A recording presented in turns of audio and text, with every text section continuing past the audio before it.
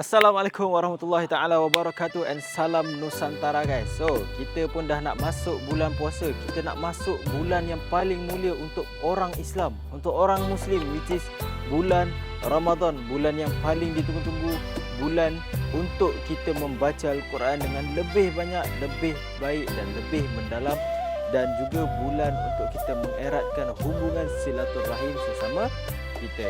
Untuk kita mengeratkan hubungan silaturahim ni, kita boleh berbuka puasa bersama-sama, family, team, bos-bos ke, tak kisahlah. Janji korang boleh berbuka puasa beramai-ramai dan bersama. Dekat Nusantara kita ada package berbuka, which is kita akan berbuka di rumah banglo, iaitu rumah tradisional kayu macam the real kampung kalau korang nak tahu guys. Untuk early booking, korang boleh dapatkan harga yang promotion dan korang boleh dapatkan harga yang sangat murah, jauh murah daripada luar sana. Alright, dekat sini kita menyediakan pelbagai menu, which is ikan, udang, ikan siakap, ikan merah dan juga berkenaan yang lain, lauk-lauk kampung untuk korang. Ini confirm lauk ni tak ada dekat luar dan korang tak pernah rasa.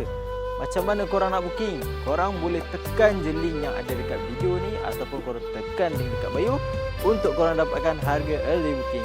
Sekarang, Assalamualaikum, salam Ramadan.